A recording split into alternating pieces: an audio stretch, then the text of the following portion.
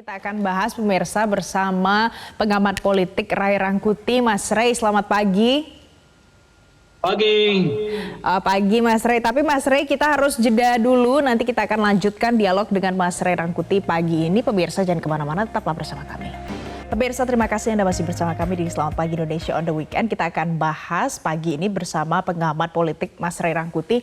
Mas Ray, tadi sudah dipaparkan terkait dengan hasil dari survei polling terkini. Ada elektabilitas 3 pasangan capres, cawapres ini sejauh ini fluktuatif. Tapi kalau dilihat pasti Prabowo Gibran ada di urutan paling atas. Mas Ray, ada tidak pengaruh dari influencer mungkin yang digunakan untuk mengajak masyarakat supaya lebih ke salah satu pasangan gitu? Ada tidak Mas Ray? Iya tentu saja ada, tetapi pertanyaannya sebetulnya bukan ada nggak ada, tapi seberapa besar pengaruh influencer ini terhadap kenaikan elektabilitas para calon presiden wakil presiden gitu. Nah sejauh ini saya kira belum ada yang mengukurnya seberapa besar pengaruhnya terhadap calon pasangan presiden wakil presiden.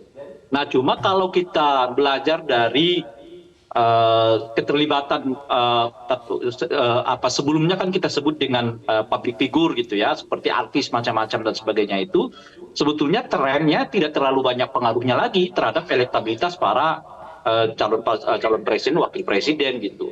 Misalnya calon presiden tertentu yang begitu didukung banyak oleh artis-artis gitu ya, sebelumnya kita kenal dengan artis-artis ini dulu kan gitu ya. Tapi sebetulnya elektabilitasnya juga nggak terlalu banyak terbantu dengan kehadiran mereka. Tentu ada efek ya.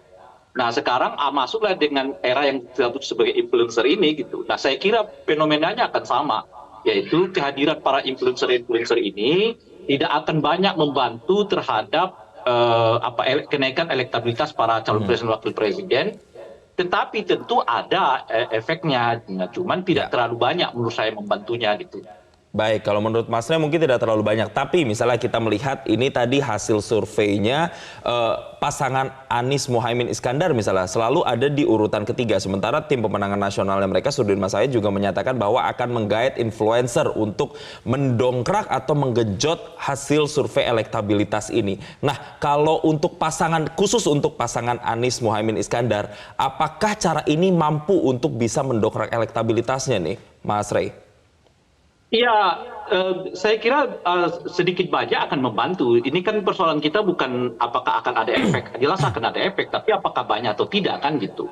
Nah sedikit banyak tentu pola ini akan membantu siapapun ya pasangan calon presiden kalau menggait para influencer gitu.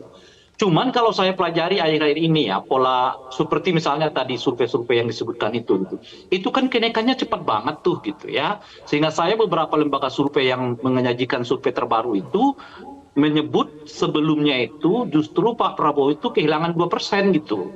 Sehingga saya itu dulu tuh, yaitu pasca Gibran diangkat sebagai calon wakil presiden, pertanggal 16-18 ada survei yang dilakukan oleh beberapa lembaga survei justru membuat laporan Pak Prabowo kehilangan 2% karena penetapan Gibran itu sebagai calon wakil presiden gitu. Nah sekarang kan dia melonjak tuh. Dan kalau kita lihat yang terakhir itu kan rata-rata di antara akhir Oktober dan awal November gitu, sekitar 6 November gitu.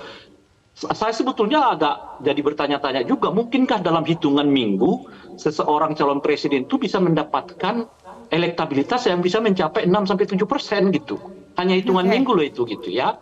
Saat yang bersamaan, pertama tidak ada peristiwa politik yang luar biasa yang memungkinkan calon elektabilitas para calon presiden itu meningkat gitu ya. Nah yang kedua adalah tidak ada juga yang melakukan politik yang blunder gitu, yang memungkinkan calon presiden tertentu kehilangan suara gitu. Yang ada justru peristiwa adanya keputusan Mahkamah Konstitusi,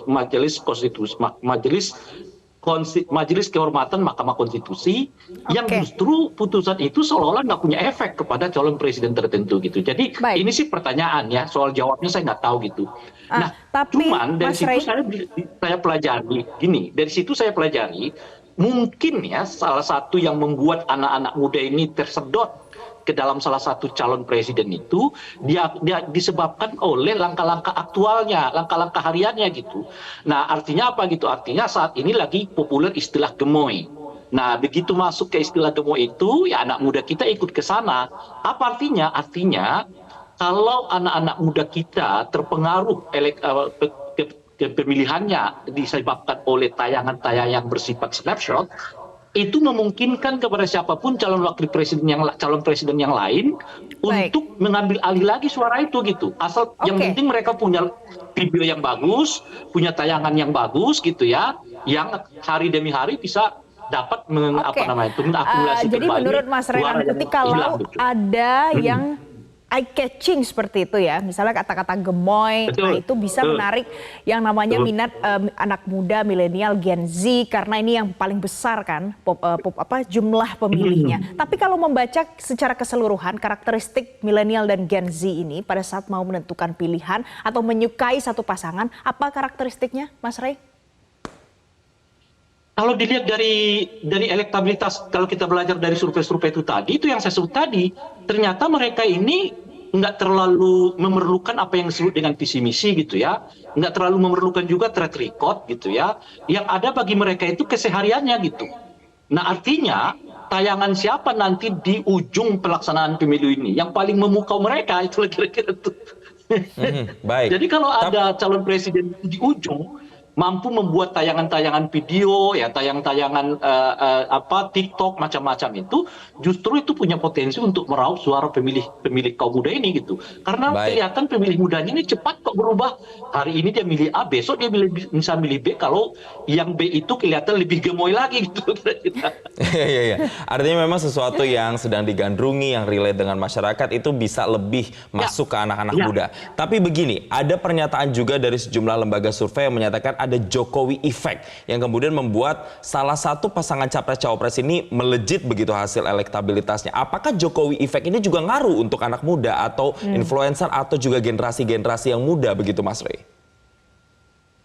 Iya, sebetulnya Jokowi efek itu ada pasti, cuma berapa persen? Kan kalau sekarang ini kan terlihat sekitar 6% efeknya. 3% kehilangan, 4% kehilangan dari Ganjar, 2% dari mereka yang belum menyatakan pilihan, sekarang menyatakan pilihan gitu.